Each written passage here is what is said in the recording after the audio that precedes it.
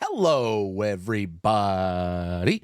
Welcome to Blood and Popcorn. It is Wednesday night, and we are here yet again, the three horsemen of the horror apocalypse. I'm your host, DJ Rotell, and with me, as always, the lovely, the talented, the purple lipsticked Denise Pantoja, the Demogorgon, and our odd movie master, Mr. Glenn Akers. Guys, happy Blood and Popcorn night. Happy Wednesday. How you guys doing tonight? We feeling all right? We sufficiently scared and ready for the holiday season? Yes. So scared. That was the first note. Don't talk over each other. And that's the first thing we did. Bam. Yeah. So I grabbed the wrong lipstick, and once you're there, you've got to just go with it. So here we are. Very gothy. I dig it. I'm ready for Halloween. Yeah, you just look like you're missing one little corner. Seriously? One little corner of your lip. This is what happens when you don't do it all the time. Which is it, this corner or this corner? That's not the one you were on first. Son of a biscuit. Well, I don't know how to girl. Kicking things off in true Blood and Popcorn fashion, we've got a really fun movie tonight. One that I personally enjoyed very much. One that was spawned from a documentary of the same name from 2011, and that is The Houses October Built. This is found footage horror movie, which I'm a big fan of. Not everyone is. Some people would like to see this genre die. But I've been a big fan since Blair Witch, and I think it's a fun storytelling mechanism. But yeah, this is a movie written and directed by Bobby Rowe. Shout out Bobby Rowe, who actually retweeted our post from Channel 29 today to promote the show tonight. So thank you, Bobby. Thank you. Appreciate you. And if you want to come on the show, we'll be in touch. Anyway, door is open. Yeah, so this is a little movie about some friends who get together in a Rambler, and they go in search of the ultimate haunted house and end up getting a little more than they bargained for. Denise, Glenn, initial thoughts on The Houses October Built? Glenn, you want to go? Sure. I will admit that I was dumb, and while trying to find it, watched about 20 to 30 minutes of the documentary from 2011, which I believe is the same people. Yeah. Mm-hmm. And I was like, man, they are going hard with this found footage. And I was like, wow, they did a good job with it not looking great because it was a camera from 2011. Yeah. And then I was like, nothing's happened. What's going on? And then I was like, oh, Prime didn't make it clear. I'm going to blame Prime, not myself. And then I was like, oh, okay. And then I immediately turned on the movie and I was like, oh, this looks much better. And I'm way more engaged. To be fair, I don't think it was just you, Glenn, because we were looking for it too. And, I usually go right to Apple TV and movies and go to the store because they've got where it's listed for everything. And right away I noticed you click on the poster in the store and it takes you to the poster art for the documentary, and then the trailer is for the movie. But then when you click on Amazon Prime or Shudder, it takes you to the documentary. So I ended up just buying it on iTunes because it was either going to be that or Amazon Prime, but it was really confusing. It's just rather bad connectivity there, to get to this movie. But so I don't know if I'd blame you for that one, Glenn. I think that's just I blame me for watching it for a third of the documentary. Well, here's the thing though, they use a lot of the documentary footage in the movie. They do. So and I knew the premise, and I was like, okay, just slow burn, got it, cool. Yeah. Well, because we'd seen this before. This is the first time I've watched this movie, and my brain was broken, thinking of well, am I why the Wicked Witch comes up, and I'm like, I don't remember it starting like this, but I remember this character from the movie. So what is it that I'm watching here? Denise, what were your thoughts? Well, first off, sorry, hadn't done that yet. There you go. First off, signature move. Known throughout the internet as the girl who opens a Dr. Pepper before every show. That's claim to fame. No, not really before, because then you wouldn't hear it. Anywho, we had seen it before, probably around the time it came out. Really enjoyed it. I hadn't seen it in a while. I liked it. I'm a fan of found footage, and I am a fan of, you know, you gotta love those movies that put a few friends together and they're up against these insurmountable odds, you find out, because it's kind of what we all want to do. We all want to face down evil with our friends, and be successful, not usually the way it ends up, but it's a good, like, atmospheric situation that I think a lot of us, especially, some of the more overactive imagination children have put themselves in, or people who are very inclined towards, movies like we are, like we've discussed. And not only that, like, hitting up a bunch of haunts, like, we saw it. I remember the first time and I was like, well, this is a story after our own hearts. Like, this is precisely what we would love to do in every single way. In the real way, go see all the haunts. In a documentary way, go document all the haunts, and then also make a movie. Like, we've always talked about that. We love movies within a movie. It's brilliant. Yeah, I mean that's one of the things I really like about this movie is after as a producer, counting the beans, I was like, I wonder how much, I'd love to get these guys on Behind the Screams because I wonder how much money they saved. Like what did they go back and shoot? What did they use from the original documentary? Because some of it's very obvious. They get the little track marks on the screen, and it's a whole thing, and like so you can kind of tell some of it, but like ultimately you have a lot to work with when you're working with found footage because they're taking these quote unquote characters to these haunts, but they are also like interviewing real people that from the documentary, but those people are telling really scary stories about working haunts. Like I've worked haunts before, and there's definitely there is something to be said about the type of people who are drawn to the haunt community. We are a pretty specific breed of person. It takes a special kind of cat to want to scare the shit out of somebody, but that's what they're being paid for, and that's what people are paying to do, is to get that safe environment where you can be scared. But yeah, I mean, like I have that same feeling every time I go to one of these like smaller indie haunts in the woods. We just went to one called Brimstone Haunt out here in Ohio, and it's that feeling, like it's claustrophobic, and the people are really into it. They get really, like, these smaller haunts get really dedicated people, and you always it's always that feeling in the back of my head of like, one of these people is gonna snap one of these days and kill everybody in the room.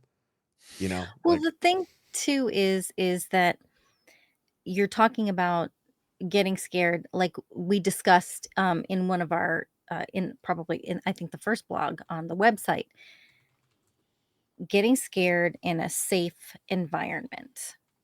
But hearing some of these comments and these stories, and also seeing some of the other documentaries, like, I I I don't wanna say the name because I don't wanna give it any more press, but we know, if you've seen haunted house documentaries, like home haunts, you've seen this one guy who seems to very much be doing this for personal, voyeuristic, um, like, it seems to give him the utmost pleasure, and it takes it a step or 3 or 5 too far.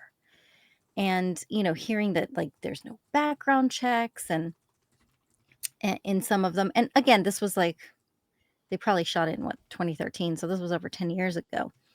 But it's it's shining a light on the other side of it, on, like, how dangerous it could be. And then also, this is the worst nightmare, right? That you go in for a scary good time, and it turns out to be real, and we're left with a big question mark. It's true. I'm not afraid to say it because I'm pretty sure he was just brought up on charges. So McCamey Manor is Was he? the name of the haunt. It's been moved around a lot. I'm looking it up right now, but I think the last time I read, he'd been brought up on charges. Because I heard he just keeps shaking him off, and it's crazy because he gets such sincere pleasure out of pushing people beyond their limits. Yeah, this was September 25th, 2024. Multiple felony charges against the owner of the Middle Tennessee haunted attraction. Attempted murder, rape charges against McCamey Manor. What the fuck? But then this is owner sees criminal charges dropped. See? Yep, they were dropped after a Monday hearing. Wow, second degree murder. Wow, that's wild. It's fucking not my insane. thing. Like, not my kind of thing. Like, I like monsters, and I like jump scares, and I like blood and gore on the walls, and strobe lights and fog. But I don't ever really want to. I don't want to get a bag put over my head and put underwater and thrown into a coffin. Like, that's not. There's waterboarding, and That's not my thing. That's not I mean, my jam. yeah. I'm not here for actual danger. I'm here for, fun, for the fun of going to a haunt. But yeah, so this does have a little bit of that vibe though. Like, we have these characters who I absolutely love the usage of the documentary footage because, found footage is a subgenre that really forces you to get creative on how you tell your story, because you are the first riddle you have to solve, and I'm writing one of these movies right now, is how the fuck do you see the movie, because it's found footage. So like, right there in the subgenre, it applies that someone has to have found this footage and released it to the world. So that's like, you immediately have to jump to the end of the movie and almost work backwards. Like, how did this movie, this real footage, make it out into the world? And obviously everybody knows, like, after Blair Witch, there was no questions anymore. Like, everyone really understood that, like, this is now a genre, and Blair Witch will always be the king of initiating that type of horror. Just their marketing alone was award winning. It should have been amazing. Queen. But at the end of the day, like, you have a really hard problem to solve here, and I think utilizing the real documentary footage and utilizing the real people, like Brandy Schaefer, Zach Andrews, Bobby Rowe, Mikey Rowe, Jeff Larson, like, these are the people that were in the documentary, reprising their roles as themselves in the movie that is kind of like the documentary. It just adds this level of realism to it, that for me really, really escalated the film, because it's just, all I kept saying to myself was like, God, the tensions really feels real, because, like, the actors in Blair Witch, we didn't know back then. I mean, yeah, you kind of assumed, because we could put murder on a fucking movie screen, but like, leading up to that, like, you didn't know these people, and then when the movie came out, they were gone. Like, I don't think, like, there was very Cannibal Holocaust about it, and no one went to jail, but yeah, I think utilizing the documentary footage really made this stand out for me. It escalated the realism of this thing to like 11. It made those moments with the haunt actors, the scare actors who were coming for these people throughout the movie, very tense. Agreed. Had you two seen the? Oh, sorry. No, you go ahead. Had you two seen the documentary first, or did you see the movie first? I haven't seen the documentary. No, we've never seen the documentary. Oh, okay. Yeah, I didn't know if the doc. What happened was, Glenn, when you said I watched 20 minutes documentary and then I couldn't find it, I was so confused. I just fast forwarded through, like, I watched the documentary at 4 times speed, and it was just like, do. I don't remember. Where's the porcelain doll girl? Where's the clowns? Where's the violence? Like, I'm not seeing any of the stuff that I saw, and that's when I realized, okay, yeah, there's this. They are actually 2 separate movies. But the idea of I want to watch the documentary. I want to watch it, and I want to watch the movie again and really see how I can dissect what these guys utilized and what they didn't. Yeah.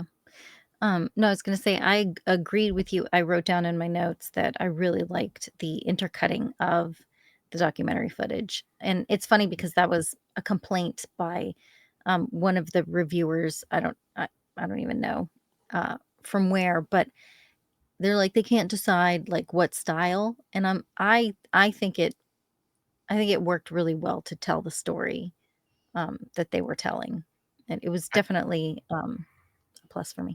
I think that's completely fine, especially of the era. Like at that time, one camera would look wildly different from another one in the like mid 2010s, Mm-hmm. just like in quality. So like, and again, it's supposed to be found. So like, they weren't shooting everything on a GoPro, or they weren't shooting everything on like a different camera. Like, of course, it's going to look different Yeah. in the realm of the narrative of it being a found footage film. Like, Mm-hmm. I think that's kind of a stupid complaint for Yeah, that reviewer. you're Agree. stupid. Sad. It was really interesting to see, and I think too, what added to it was that it felt like these didn't feel like documentary filmmakers in the movie. Mhm. You know, they felt like people who were just like, yeah, we got some GoPros, and like one of us has like an XLR or something, and Mm-hmm. you know, and we're gonna go out and we're gonna shoot some footage and then maybe do something with it later. But like, I liked that it wasn't like we're going out to make a documentary about this thing. It was like, hey, we Mm-hmm. want to go do this thing. We'll mount a bunch of cameras and tape it. It'll be fun. And again, like the level of like, and this is something that's, again, why I'd love to ask these guys is, you know, how much of the unprofessional camera work was professionally planned, you know, because that's one of the things like with found footage, like Blair Witch did so well, Hell House LLC did so well, but Hell House LLC, I want to touch on that a bit later, but like the way that they created suspense with almost no visual, because a lot of the footage is very dark. It's Mm-hmm. incredibly shaky, like motion sickness level shaky. Mhm. And then a lot of times you're just seeing the ground or brush or Mm-hmm. the sky, and leveraging sound design to increase that tension. It just works. Like in this movie specifically, it really works well. But you got to wonder, because that's the question too. Like you get away, and we all know this as producers, like you get away with a lot from the production side of things in a found footage movie, because people are already expecting a shaky camera. They're already expecting Mm-hmm. shoddy audio. They're not expecting a bunch of beautifully lit scenes, because this is supposed to be real. Right. And you know, I think that these guys handled that incredibly well, because like it is like, Denise, even when we were watching, you were like, God, I'm gonna be sick, and it was like, yeah, you Mm-hmm. know, it's it's an incredibly disorienting style of filmmaking, especially when done to this extreme. This was like Cloverfield on steroids. And then you look at it, right? And this takes us back to like early horror where it's all insinuated violence. Do Mhm. we ever actually see anything? No. No, but it was still incredibly effective. Yeah. Like, you know, the late 70s, you know, early 80s films where you didn't necessarily see all the gore. Well, 80s is when it really started to creep in, but Yeah. It's like, very effective yeah. Mhm. and very effective for a production team cost wise. You know, you don't have to worry about the effects. You don't have to worry about safety, things like that, Yeah. when you're trying to perform some sort of stunt where somebody is getting beaten up or stabbed or whatever. I watched this great Instagram reel yesterday where there was like it was this like when the production runs out of like stunts and effects, when the production runs out of money, and it's like this girl's on the ground and she's like, oh my God, I can't believe that just happened to me. And this guy's like, I know, I can't believe you ran out in the middle of the street and then that bus nearly hit you and then it flipped over and it exploded and all those people came running out. And it's just like, because that's really what it is. Like you have the opportunity to tell the story in different ways, because we have a lot of senses we're working with on a day-to-day basis. But when it comes to film, you're talking about your eyes and your ears, and that's all you get. Like you can't touch what's happening in the movie. You can't smell it unless you're in a sick ass theater with smell-o-vision. You know, all you can do is hear it and see it and feel it in here. And, you know, to remove one of the two main senses of making a movie and rely on audio, like at the end of the movie, you don't it's fucking chaos. A lot of it's just pitch black, you know, or night vision, and You might, I think you hear some stabbing, Mm-hmm. you hear a lot of screaming, but Yes. I mean, yeah, it is pitch very black much with a implied. glow stick. Yeah. So, God Yeah, that bless was really good. whoever, like, I don't know if that was so effective. autofocus on that glow stick or if That's what I like was thinking. if someone really pulled focus in the dark like that, because that glow stick was very much in focus. That's a wild thing to do. I don't know how they did that. I would like to know what they shot on because it looked good. Yeah, it did. Mhm. Well, looking at the body, Glenn, it kind of looks like the old what was it, the Canon XR2s, or what was the Panasonic? There's no way that's what they really shot it on. I don't know. I mean, like that looked like the rig. I mean, again, 2014. You know, what were Almost people shooting on in 2014? I think I bought my HVX 2007. sometime around then. Or no, I bought my No, HVX way in like earlier, 08. 2008. 2008. 2008. I think that counts, The year right? 2008. 2008. It does count, but Yeah, that it works. sounds very fancy. Well, I am very The year fancy, as you 2008. know. I I don't want to do. go on a weird tangent, but it's funny you said smell-o-vision. This has nothing to do with this movie, but the new movie coming out, Heretic, I think, with Hugh Grant, Yeah. Mhm. whatever. In select Alamo draft houses, they're doing smell-o-vision. Oh, I know. I was sick. like, whoa, I have to go see this. Anyways, that is not related at all. I won't get tickets because those sell out immediately at all Alamo draft houses, but whatever, good for them. Anyways, Yeah, what would the it's gonna be smell-o-vision be for this movie? Just like haunt? corn, like hay. Hey, Like I would do like hay, fog the smell of Strip fog club? juice and juice, yeah, for sure. blood and viscera. They had that heart in the fridge or whatever that was, the cow heart or Oh, that's whatever. true. Cow heart. Was that a heart, you think, or was that like a liver? I think it was a heart. It was a big fucking heart. Oh wow. Dude, hearts are tough. I had to put, when Denise and I made a horror movie way back when, we made a short called Sharp. I did the effects for it, and I had to put a butcher knife through a heart.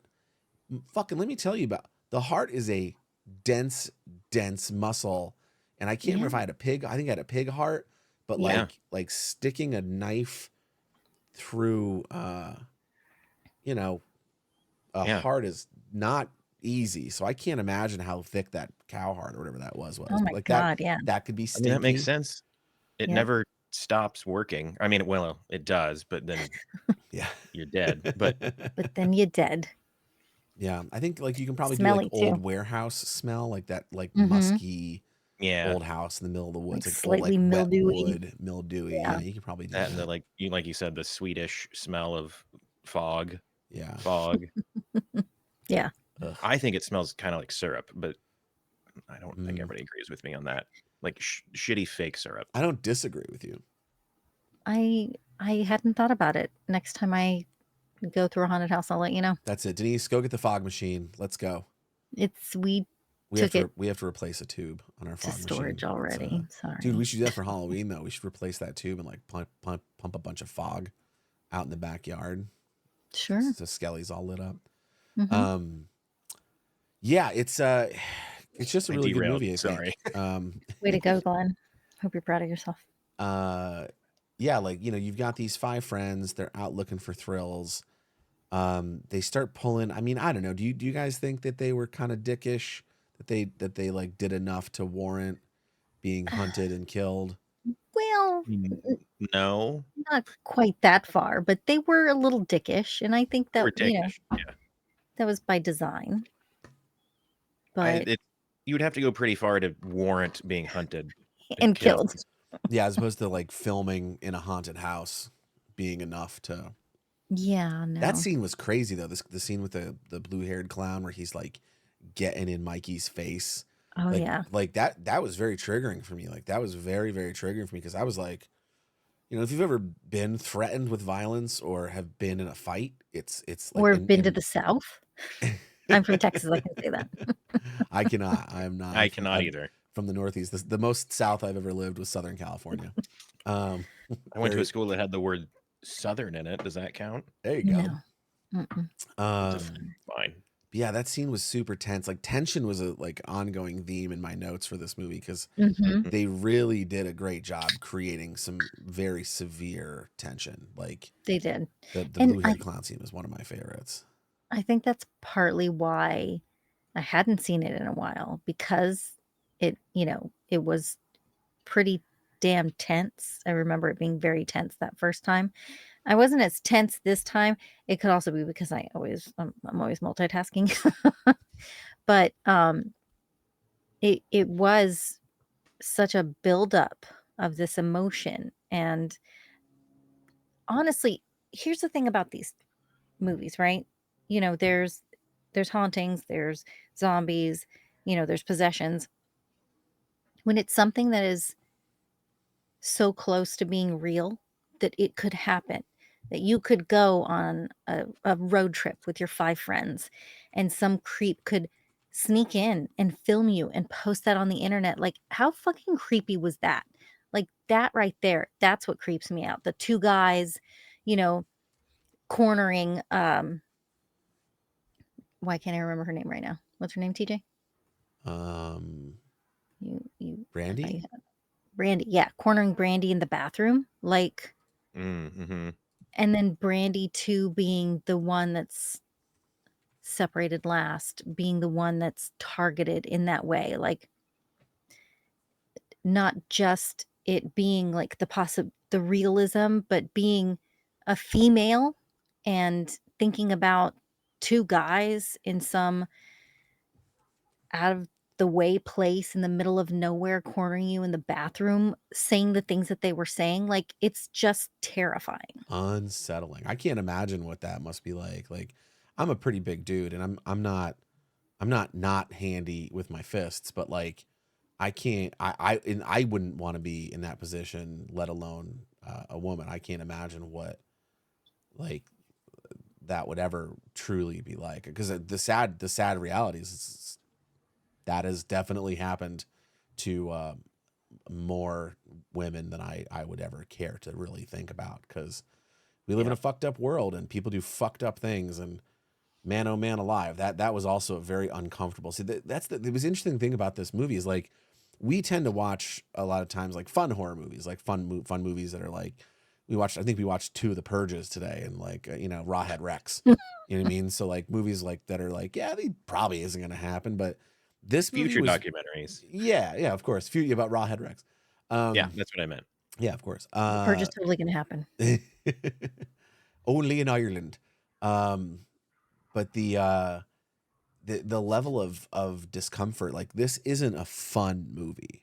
No. Like, it's not a movie that you walk away from with a smile on your face going like, that was really cool. Like, I walked away from this movie watching it for a second time going like, that was fucking scary. Like, the first words out of my mouth, which, and we talk a lot through movies too. Like, there wasn't much talking going on during this. It was like, I took some notes. I really enjoy the movie. I think it's a really well-made found footage film, but a genuinely scary experience to watch, especially as someone who loves going to haunts and who has worked at haunts, some of which have been on the indie side of things, and one of which was Universal Studios Halloween Horror Nights, which is a very different experience. I don't really ever feel in danger there, but when you're out in the middle of fucking nowhere, man, and you're like, when I was 16, I did a haunt in northeastern Pennsylvania, and it was a hayride, and I got stuck in a coffin. They put me in a coffin, and I'd hear the thing coming around, and then I would sit up and I'd chase the hayride. 2 things I learned doing that. 1, coffins, incredibly comfortable. I fell asleep. I actually didn't. I got in trouble. I fell asleep because I was so comfortable. But 2, that feeling of like, oh, am I going to be able to open this again? Like when that lid closes, there's always that chance that someone comes over and puts a big rock on it, or straps a ratchet strap on it, and the next thing you know, you're alone in a coffin like that. The Who end are of you this hanging movie out is with? fucking very uncomfortable. Oh, no. Being buried alive, get the fuck out. Mm-mm. Yeah, Nope. that's one of the worst. Yuck. Oh, God. No. Like, Shit. it's like drowning on land. Yeah. Oh, God. Awful. I don't know what's happening with Had a Denise. cat incident. What happened?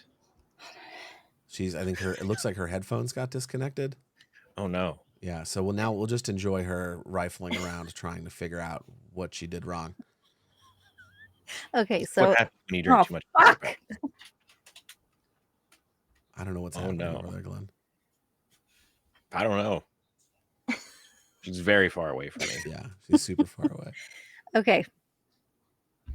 So this is what happened. So when I moved my laptop earlier, apparently I unplugged it. So I just got the notification that my PC, my power was running low. And I literally have probably 30 seconds before it just shuts down. Oh Which would have God. been great. So I was like, oh shit, oh no. You And then do when I that a moved, lot. You tend to like that thing gets unplugged and you don't realize it until it's off. yes, I'm a terrible human being. I should be chased by haunt actors and buried alive. Well, there you go. If there are any haunt actors out there, you know. It has what, like And if 30 anybody minutes of deserves it, battery? That's Yeah, fucking her battery terrible. is bad. it It's an old just sort of computer. like it sucks the life out of itself. Yeah, I got it during the pandemic actually. So it's like 4.5 years old. Sucks the life out, much like being buried alive in a coffin. Yes. But Glenn, I think you hit the nail on Way the to head. segue. It's what did you say? It's like drowning on land. Yeah. Yeah, that's a great analogy for what that is like. That sounds terrible. That hits I would home assume in a I big would way. never get in a fucking coffin. You were never. I Oh, wanted really? one so bad, Alive. dude. I like after that experience, I went to my parents and I was like, I'd like to replace my bed with a coffin. And they were like, you are already too weird. The neighbors talk. You They're are in too- no you're way too getting a weird for coffin us. for a bed. But Can that's you the thing. Like imagine I used to sleep on a couch because I lugging like that in? being confined. It's otherwise I just toss and turn. But if I'm locked into a position, I sleep like a baby. So Gotta get a I was weighted just blanket. thought like, you know, a nice comfy But coffin. then he gets too hot. Yeah. So They make this is a weird tangent. We can talk about this offline. They make ones that breathe. Sure, we're talking about coffins. listen, I run hot. Us wearers run hot. As Joe Manganiello He's said. a in The True werewolf who Blood. loves to. I'm sleep in a Irish. I'm coffin. always angry. I understand what it means to run hot. But yes, this is an As I interesting movie. do. I wonder, like, what else did these cats get into? Like Bobby Rowe, you know, Well, obviously, there's the second one. yeah, the second one, the house is what else he got? Let's see, House is October built. Then he made a short, and then he directed the feature version, and then he's got a music video for Halloween Spooks. Looks like he's got a something called Isolation. It's a segment of of Pacific Northwest. A video game called Haunt Society's Nightmare Film and Nightmare Fuel, and then Wilhelm, which I feel like I've heard of. It's a short. Yeah, I feel like I've heard of that at some point. But yeah, he was on like an episode of Numbers and Superman Returns. Like he was an All-American pitcher at UCLA. there you go. Hey, he's from Dallas, Texas. I'm from Corpus Christi. UCLA. Yeah, a lot wow. of Texas stuff in this. That's impressive. From Yeesh. Texas to UCLA, or being a pitcher. As a pitcher on like that level, damn! Like whoa. That was fun. He's 6'5". That has nothing dude. to do with anything, but he's a very tall gentleman. It helps with pitching. Yeah, I bet. I love that, you know, because it seems like they were all real friends, and his brother is in it too. Mikey is his real brother. They did an amazing job of like not freezing while acting. If you know what I mean. Like again, I watched a lot of the documentary, which was genuine, I assume, where they wouldn't have been acting, and then like in the movie, I was like, oh, it's not an easy task to pull off being natural like that. No. Like at no point where I was like, oh, they're hamming it up or whatever. Like so many movies with highly paid actors where they aren't good. Yeah, everyone that was one of the other things I really liked about this was everyone felt incredibly natural. Like it really added to the whole found footage element because, you know, acting is an art and it's a craft and it requires some degree of natural ability. but it also Mhm. requires a fair amount of degree of work and technique and development. And these guys don't have a big resume. Like, not a single one of them has a big acting resume, especially before this movie. So to come off of making a documentary and go right into making them feature version of this, really impressive stuff. They all absolutely crushed it. I don't think there was one of them that was a weak link in the chain. No. Yeah. Mhm. I Agreed. This isn't my genre, and I'm genuinely surprised when I watch one that's good like this one. With the level of acting. And this is definitely one that has good acting, which is weird to say because they're not supposed to look like they're acting, but they are technically. Mhm. It's a weird thing to put into words. It's a weird crossover, yeah, but because you're playing yourself, Right. and they did this, so there's, the natural element, but they also have to follow a script, and they have to react to things, and it's very rare that you get things in one shot, so you the repetitiveness is what gets people sometimes, Mm, because if you haven't acted before on film, then you don't understand. You're doing the same thing dozens of times because right. it's and that's the good thing too with found footage though, because it actually cuts down on that, because if you're doing it for a regular movie, we're talking about, coverage and angles and, you know, fucking a million different times that you have to perform the same thing, um, over and over again. So, Like you said, from different angles. You know what I mean? Like getting that, like, you don't want to kill the editor. A mhm, lot of that shit's getting pieced together. Like even line to line sometimes is from different takes. mhm, Um, yeah, this felt very. Again, I'd love to ask them like how much of this they sort of staged and mhm. then like sprung on them. Like when we made We're Alive Frontier, those actors that were playing Outbreak Undead, they did not know those scares. Those were legitimate jump scares. Mhm. Sorry, Xander. Yeah, Real Xander reactions. and Anjali Sorry, and buddy.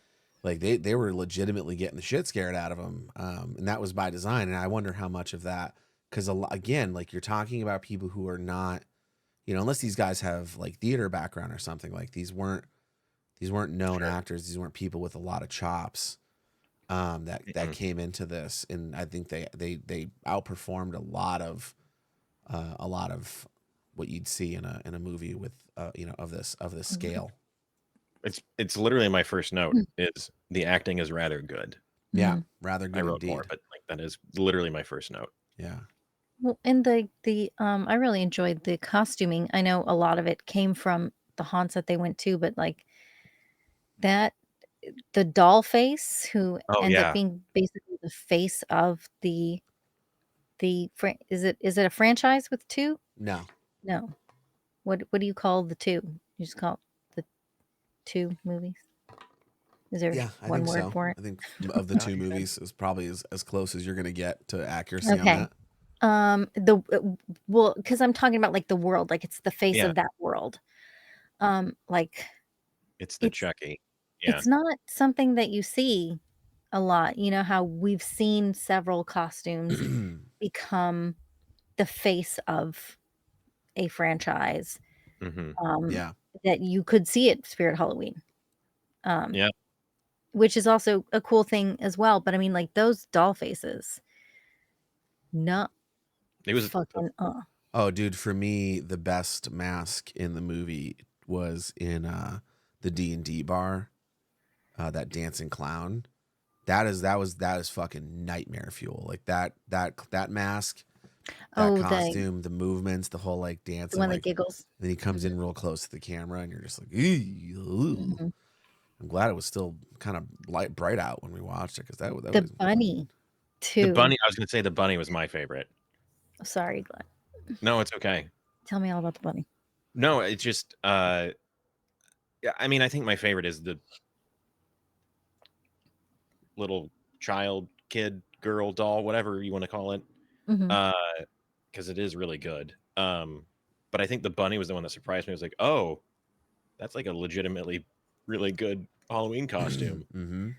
It's a legitimately creepy thing to fucking run into in the middle of the woods. Dude, any Yeah. of those guys in the middle of the woods, like you just like people are crazy. Like people get out of their cars on the freeway and murder people. Like in front of hundreds of people that they do that kind of shit. Like I don't know what I mean. What would you guys do?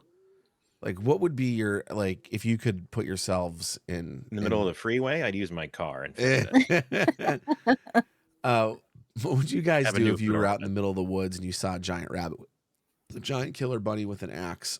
Oh man. run. No. Yeah.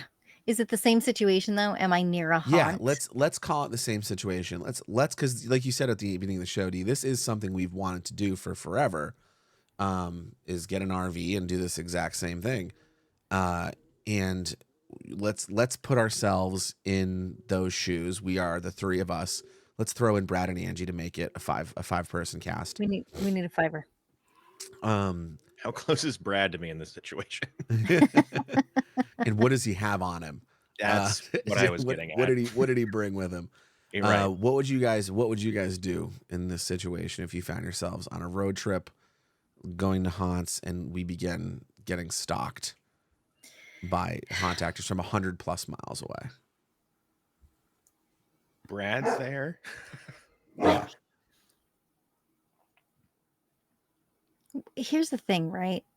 And you watch these things, and I know I do. I'm like, oh my god, why would you do that? Well, you talk to the screen, but when you're in a real life situation, there is you go in with a suspension of disbelief, right? And you're like, oh yeah, no, this is cool, but in the back of your mind, it's not real, it's fake. So at what point, like, would it take me as long as it takes these fucking people I yell at on the screen to realize that shit is real and you got to get out? Like, would it take me that long? Like, would I say, surely they're not stalking me and trying to kill me? But it is like, I don't know. I'd like to say I'd leave. Because what do you do, right? Like, because like you like do you as a human being assume that this is fake, and then when you find yourself being buried alive in a coffin, be like, oh no, or do you just immediately go feral, grab a rock, and start bashing somebody's fucking skull in, and then go to jail for murder? Right. You can't just go from 0 to 60 like that. You can't as a human being with the thoughts and the feelings and practical thoughts. You can't just go from 0 to 60 like that. That would be insane. Yeah. What about you, Glenn? I like to think I'm pretty good at reading people. I would consider where we were. Like if we were truly like on a road trip and we were somewhere, like what the vibe of the town was we were in at first. Mm-hmm. It also depends if Brad is with us. I do feel safer when Brad's around. Yeah, for sure. So if it's like a creepy southern town, you're like, you've got one set of thoughts. I didn't say the South, you did. There's plenty of creepy towns in the North, D. There's Plenty of creepy towns exactly where I'm from, which is technically the North. Technically. We were a split state, stupidly. Anyways, Illinois had 2 different capitals at one point. Whatever. One north, one south. Yeah, some people don't. Anyways, we have 2 state fairs for some reason still, which is stupid. Look it up. Some people don't want to let go. They don't. Though I will say the southern one has chariot races, which is fucking amazing. Anyways, sorry, weird tangent. All good. I would probably be skeptical to the point that I would get murdered. Because I think, especially like now, a lot of people think they're Billy Badass, and like I'm aware of it, and I know they won't like step up to it. like when confronted. And that would probably be where I get an axe to the face. But I don't know. This was what? This was 10 years ago? Yeah. Yeah. Like, think about the landscape now, though, right? And how That's many, fair. like, social media and what people will do for likes and Yeah. this and that. Like, it would be a totally different space to do it these days. I mean, But if they're getting filmed by like broccoli haircut teenagers, like I'm not going to be wildly scared. well, but see, you can't see the broccoli haircut underneath the costumes. That's right. No, It's like true. if like there's like 4 other Oh, whatever sure, people around. influencers, quote unquote, All of them filming live them. streaming. Right. But I'm when probably going to be fine. when you're see, I think I would have stopped, even though Zach was like, "This is what we were looking for," and it's like, careful fucking what you wish for, right? Because you True. will sometimes get it. I think that, and here's the thing, they kept it from them. But, you know, if I was a 6'5" Bobby Rowe, I'd have said, Oh "Fuck yeah. that shit. We're out of here." You know what I mean? Like creeping in, and because I'm sure they posted that part where they fucking like touched Brandy's face. Like that's no. That's True. gross. That's Like true. that is beyond creepy. I don't care how cool that haunt is. That's not something that I'm willing to put myself. Oh no. If I was in that situation, I'd probably have to be taken out of that town if that happened to like you or like another friend of mine. Like if like a videotape of like someone doing that to a. Oh yeah. Anyways. Yeah, the fact Yeah. that that was accepted, it was not, no, it's not like. Yeah. Like, oh, No, And it's all part it of would it. not be accepted. Zach's Is what I'm supposed to be her saying. boyfriend, isn't he? I think Sorry, so. what, Glenn? I think that's the case. It Like, wouldn't be accepted, is what I'm trying to say. break up See, with that dude. just based Red on flag. how I acted when the pandemic started, like where I went into like full blown fucking survival mode, I'm fairly certain there'd have been a trail of bodies. Like I would have like gone completely feral, fashioned some traps and some weapons, and it would have just been a bloody trail behind the RV at that point. Like we'd have just been dragging bodies like they were cans tied to string and a just married sign on the back window. Just a trail of bodies. And then I'd come out of it and I'd be like, what happened? And they'd be like, you killed 15 people. I'd be like, I don't remember any of it, man. I saw a bunny in the woods with an axe. Sorry. He came after me, and the next thing I knew, I woke up in Pacoima and I was covered in blood, and I don't know what happened. I would get caught because I would have stupidly bought all of the town's lie, like on a credit card.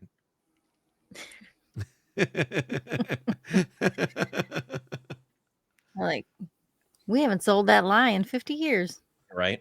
Just We bring him with have- you in the RV and like throw him out the door when one like comes up and he's like booga booga booga, and you're like, body, and they're like, Susan, and you're like, that's right, I got 4 more of them in here, so you better stay away.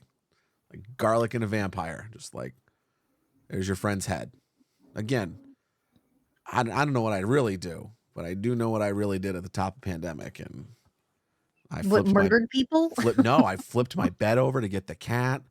Like I Oh, yeah. left the house in disarray for 4 months. That you It was did. just It was fun to turned come back upside to. down. I packed my car full of shit. I didn't sleep in hotels. I slept in my car for 5 days. I didn't go into bathrooms inside unless I had to go like really Listen, bad. you Like, would survive World War Z. for sure. I might. I just might. I'd like to think I would, but you never know. I also had a mental breakdown, so like I don't fucking know what happened. You know what I mean? Like, but yeah, when it fast World War Z. World War Z. I love the book. I liked them both. Love they the were book. so fast in that movie. Yeah, they were wicked fast, and I like the waves of them. I just didn't like how like that's not how physics works. Yeah, like, you can't get a crushing tidal wave of people. That's not a thing that would ever happen. I mean, it was terrifying in how ridiculous it was, but It's terrifying in the game. We played I'm that sure one part. it was and very video game Yeah. logic, which made it scary. But yeah, the book is. I hate to sound like that person, but like the book is way fucking better. Oh, the yeah. book's better. Infinitely better. Well, and it came on the What are heels of yours Zombie left? Survival Guide, which I keep next to my SAS Survival Handbook. Like the Zombie Yeah. Survival Guide is a fucking field guide for how to survive the zombie apocalypse. Next to his And machete, next to yeah, his sledgehammer. Great book. yeah, Like, like if not just the because of horror, but it's just like a great read. oh yeah, like if the sirens ever sound and it's like zombie apocalypse, like that book comes with me at all times. Like that is my field guide. When they sound. One can only hope with the amount of credit Inevitable. card debt I'm in right now. You know, what I mean, I could definitely do for a toppling of society for a little while.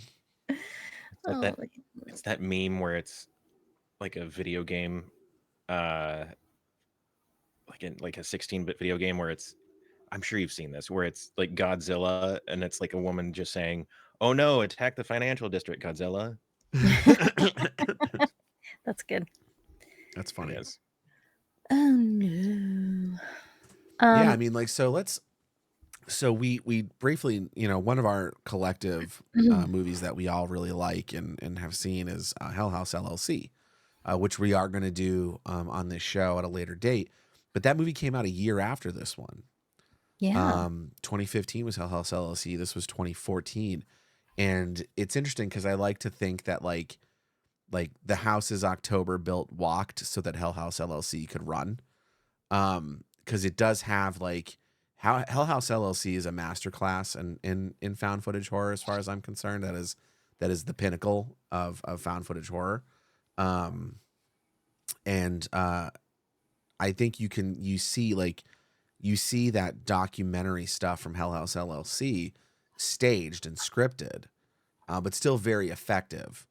And I think just to go back to using actual documentary footage, you know, to make a movie about the documentary that you made and make it a horror movie is just a really interesting play, from a production standpoint, from a storytelling standpoint.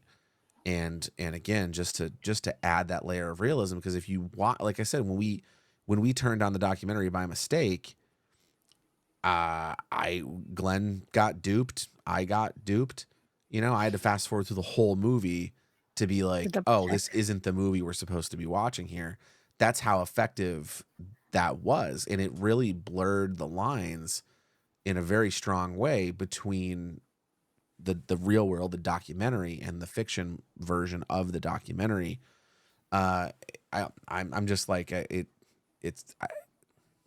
love it. You know what I mean? I don't know how else to say it. I love that the way that they did that. It was just so smart.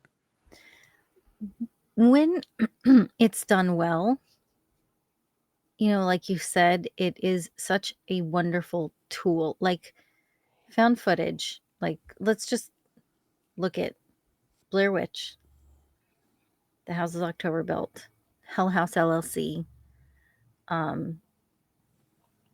one of the Grave Encounters. Grave Encounters is a found footage. They're like shooting a TV show, going to haunted places, and Paranormal Activity, right? They're all found footage, but they're all done so differently.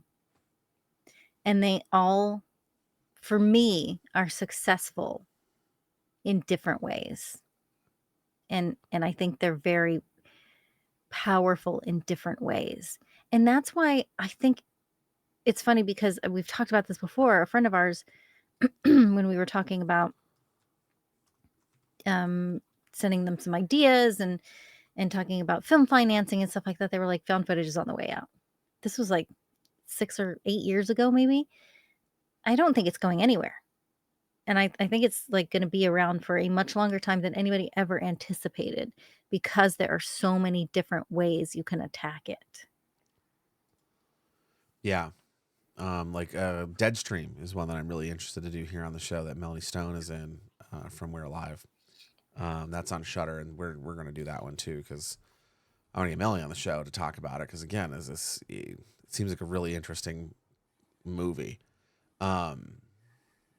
But yeah, Dee, to just kind of expand on what you're saying a little bit more, and to go back to what I had said at the top of the show, it's a hard thing to do. Like, it might, like, found footage horror is kind of like comedy. Like everyone sees comedy and thinks it's easy, and comedy is it's an incredibly challenging genre to execute well. And Mhm. found footage horror is like that for me as well, because you have a lot of big challenges. Like I said, you have to work backwards. You have to know the end of the movie. You have to know how the audience gets to see your documentary once everyone in it is dead. And Hell House LLC does that really well, and they've got like an M. Night Shyamalan level twist at the end of that one, which is fucking brilliant. But yeah, it's balancing that, like, because you're not like, there's no music in this movie. Like there's no score. Like there's Right. music like background music from the haunt, from the car, from the bars. There's background music similar to how we used like TikTok videos as our score for Watch Till the End. It's a big challenge because music plays such a big role in horror, in creating tension and creating suspense, that you have when you remove that sense, like I said earlier about vision and sound, you remove that element from a movie, and you just made it harder on yourself. But in found footage, you're not going to have a score, because Mhm. it's real. It's supposed to be real. It's supposed to feel real and look real. And then you've got this challenge of the camera work, because do you cast a cameraman and put them behind the camera? Do you have a cameraman playing the actors that are supposed to be operating the camera, and then ADR sound in later for that? Like there's just a ton of logistical challenges, and then balancing that, like, it's like watching watching a D&D show that does a 4-hour shopping episode. Unless you're super into those characters and those stories, and you would enjoy someone looking for a magic dagger in a fucking town for 4 hours, um, you have to make your characters and your environment interesting enough to have drinking beers, smoking weed, driving an RV, and talking about menial shit interesting Mhm. enough to keep the audience engaged for when the scary stuff starts to happen. Because found footage, you kind of have this process of like trickling in, and then once you're ratcheting all the way up on the roller coaster, and once it goes, it typically goes. Mhm. It doesn't really pull back from that point, and Right. it's a hard road to get there creatively. Engaged and invested in the characters, Mm-hmm. right? Because Yeah. like the part where Zach gets super high, like that's hilarious, and you see them, chatting with each other and just doing what they do because they're friends, and it gets you that much closer to caring about what happens to these people. Yeah. And I think it comes down to relatability. Like, we've all either been that friend or have had that friend who gets a little too drunk or gets a little too high, and gets silly. And like, when I saw Zach in that moment, I was like, oh yeah, I remember that. Like, fucking first time I smoked weed or got drunk. Like, that was exactly how I was like, um, and that instantly made him a relatable character and made you care about that character. But if you look back at like the Friday the 13th in the slashers of the late 70s, early 80s, they did that very well too. They had a very small amount of time to get you to care enough about what is essentially herd of cattle that are there to be slaughtered, and then a final girl to get you through the end of the movie and take down the big bad. And I think that's I think that's with a found footage film, you have that same challenge, but you don't have all those other tools. You don't have a lot of backstory, especially with a movie like this. You're just dropped in the middle of it. You're like, hey, I want to do this thing, and we have a few days to Mhm. Halloween, and let's all get in this RV and go and do it. And everyone's like, yay, and then they do. It's really effective. Like, Mikey was one of my favorite characters because I felt a kinship to Mikey as a bigger dude with a beard, and who likes to drink 'Cause beer, you wear pink underwear. and I do wear pink underwear. Yeah, pink is one of my favorite colors. That's why it's a prominent color in the channel. Real men wear pink. Oh, okay, so my nephew, he's 4 years old. He just started kindergarten, and there was a kid in class who was bullying him because they have pink and blue shirts. He goes to a Catholic school, bullying him saying, "Boys don't wear pink." Well, fuck that kid. That's I all I gotta mean, say. like, they had to I His can't parents are remember watching right now. I Fucking can't little remember Jimmy, what it was. don't kill him. Fucking punch him in the face. Do they not have uniforms? That is the They are uniform. uniforms. They have blue and pink shirts. Well, it is So the And then year 1985, Denise. I'm So fucking ridiculous. surprised. I'm Michael Che surprised they have keeps that saying much. it's the 90s, Colin, and all the new SNL sketches and That was the weekend updates, and I just keep laughing at that. It's too Mhm. funny. They're single-handedly trying to bring comedy back around that is unapologetic. Yeah. Great. Yeah. Yeah, So, I'm all for it. comedy's sacred, man. But yeah, like it was interesting too because I'm trying to remember the end of this movie when we start seeing the coffins. We see Zach, right? Zach's in one, Mikey's in one, They're all and in one. but I don't remember seeing Jeff? Bobby. Or was Bobby in one? I can't remember if we saw Bobby. But we I did see don't think we Bobby. saw Jeff. I think Jeff was dead. I think he Is was he dead though? the whole time. Maybe. But I really can't remember what the sequel is. Yeah, we're gonna have to rewatch that. Because if you look at the IMDb, they're all in the sequel. Yeah, I can't. So I mean, I don't know if they survived the sequel, but I can't remember if you know, it's like a flashback thing or if because they're they're the really there. top billed cast, and I'm like, I Mhm. wonder.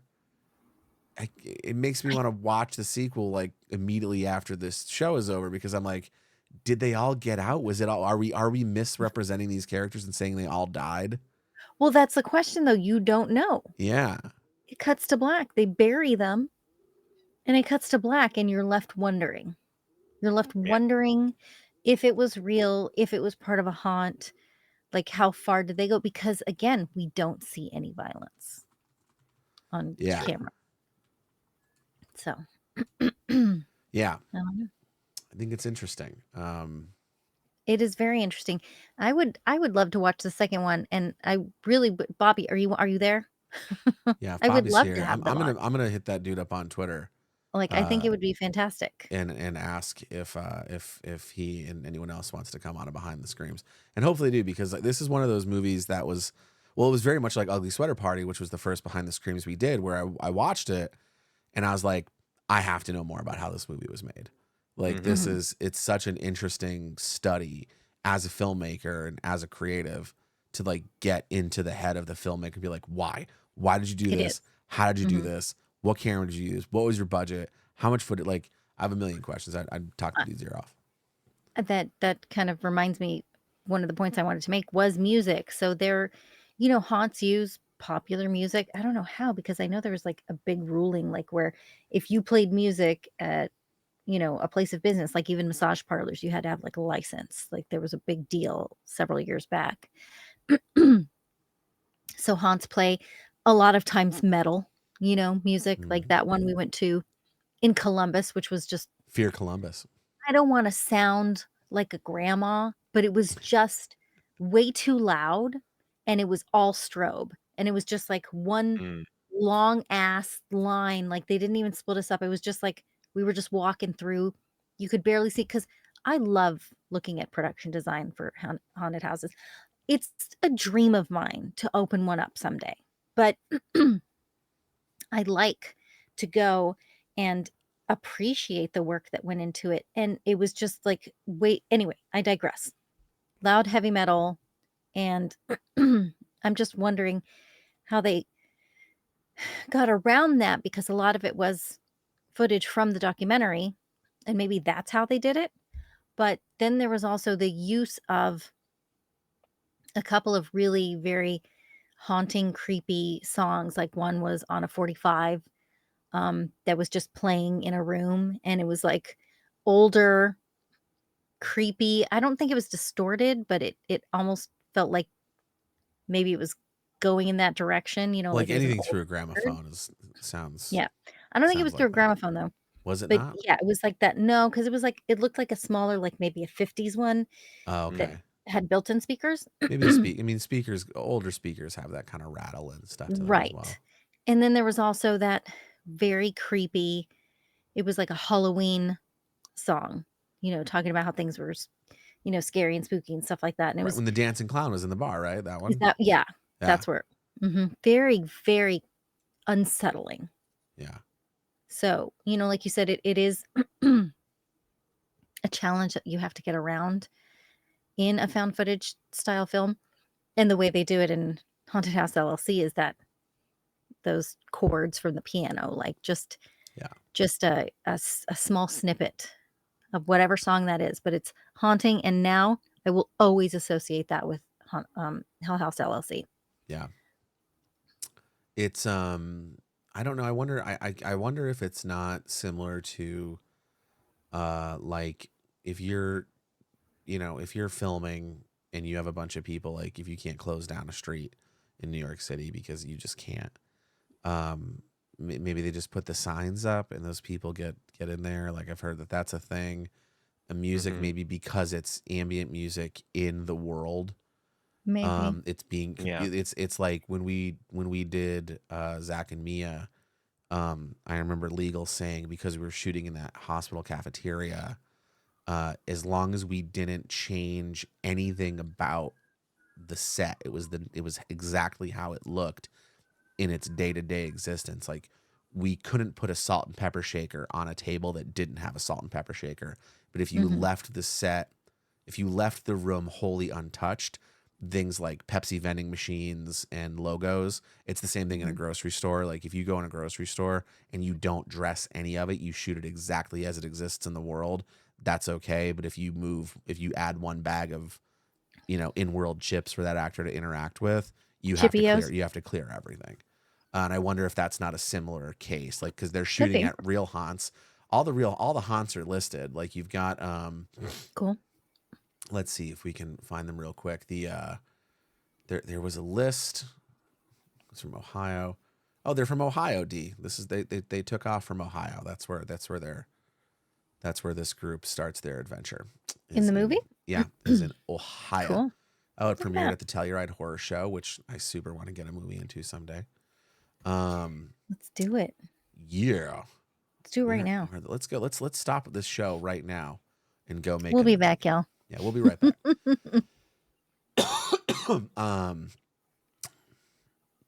Where I literally just saw the list of haunted houses.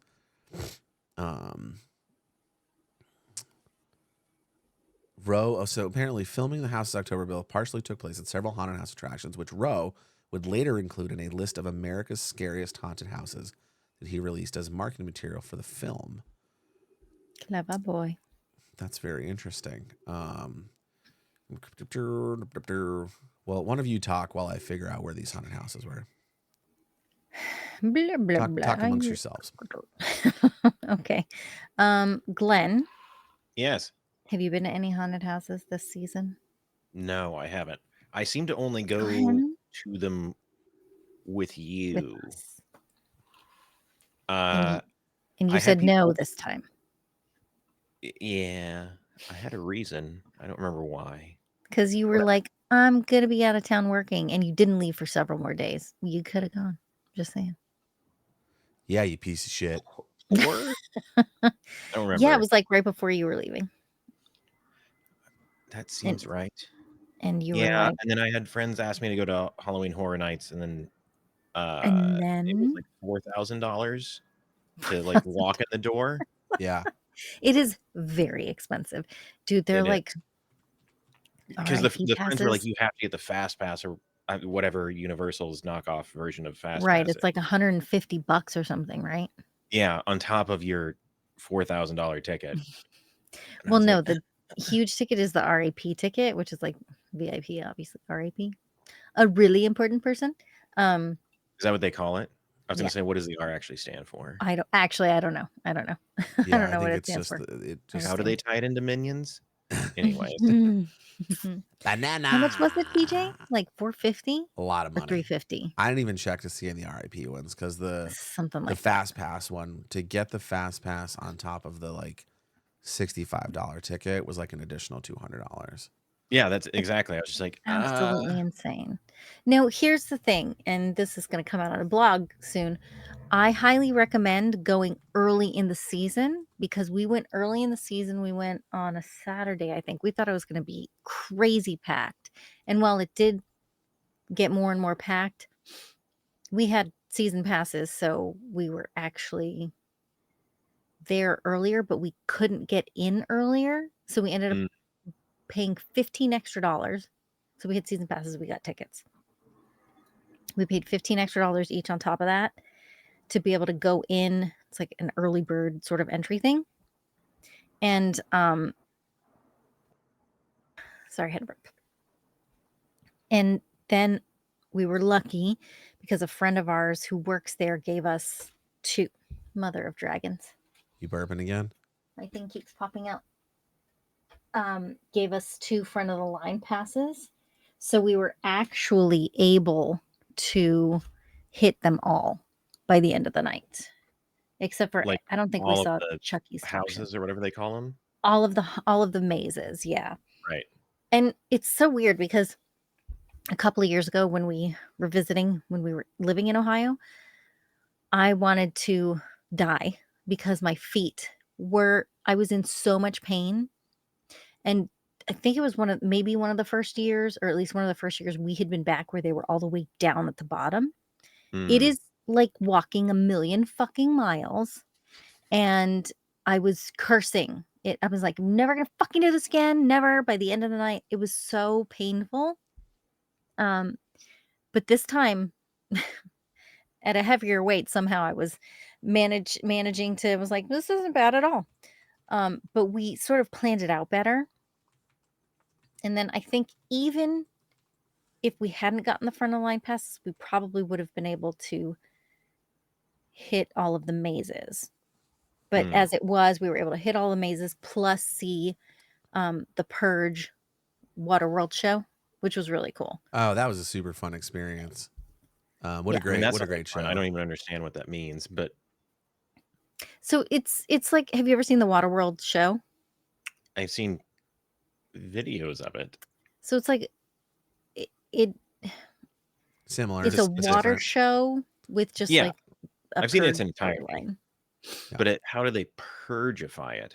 So they're like taking some founding father asshole to a safe place. To a safe house that just happens to be in the water. Yes. Got it. Okay. And then, they come and they come for him. It was really cool. Okay. So the haunted houses featured in the movie are Cutting Edge Haunted House, Creepy Hollow Haunted House, Thrillvania Haunted House Park. Are these all Ohio? No, these are out throughout the country. Oh, they actually did travel. Yeah. Lake Hickory Haunts, a haunted attraction, Midway Wicked Woods, Woods of Terror, Kershey Valley Spookwoods, Wells Township Haunted House, NM Slaughterhouse Haunted Attraction, and Hexed Haunted Attraction. Oh my. How many? That's 1, 2, 3, 4, 5, 6, 7, 8, 9, 10. I did have a bone to pick with that. They're like, he's like, I want to find in the movie. He's like, I want to find the country's scariest haunted house. Yet they're starting 5 days before Halloween. I'm like, you're not going to get anywhere, bro. Listen, they had to get to the action. Could you imagine 25 more days of preparation? The movie's 6 hours long. Listen, I understand, but it's my bone. There's a whole 10-minute segment about why the GoPros are overheating and how to like prevent them from overheating and like what they're gonna do about it. Oh man, I just got all that footage. Movie, it's like that there isn't footage. No audio. Everything. Oh my god! I was just gonna say that. Oh no, we got all that video and no audio. The audio didn't sync. But that's the true horror. That is the true horror. But yeah, all in all, I think this is a really great found footage horror movie. A really great Halloween time horror movie. But what were your before we wrap out the show here? Did you have any other final thoughts? Any things you wanted to chat about before we get going here? Mr. I don't think there was anything specific. Like this isn't my genre. I don't like found footage usually. Though when I think about it, I have more than a handful that I like. Of this, like of them, this one I would include of being like a good one, which is weird because I don't actively look them out. Anyways, I'm trying to say that's like a ringing endorsement, which I'm not doing a very good job of. It is. It has very good sound design, which I think is one of the things that if you do wrong in found footage, just ruins it. Mm-hmm. Like I think the two things are because you don't have good like camera work because you can't by design. That you have to rely on are good / competent acting and sound design. Because a lot of it, I assume found footage is to save money production wise. Yeah. So like you have to make things scary. And like one of my main notes of like what I really, really liked was the like elevator scene. Oh Like yeah.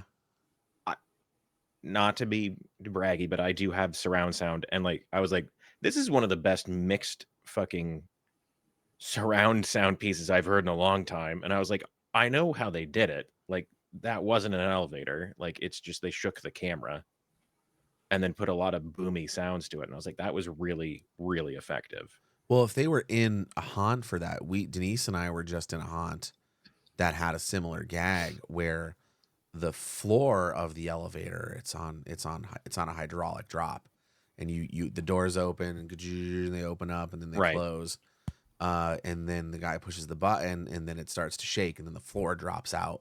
It's just like a 3-inch, 4-inch drop, but that Sure. sensation happens fast enough where you feel like it's going. But the rest of the time, like I think it was Denise correct me, like the drop happens and then the whole thing starts to shake, like the whole floor is like on hydraulics and it's violently shaking and the walls are It's shaking. dark and disorienting. Yeah, the lights are flashing and it does simulate a falling elevator pretty well. So I'm guessing that it was a combination of that and shaky camera work and Sure. incredible sound design that really made that scene sing.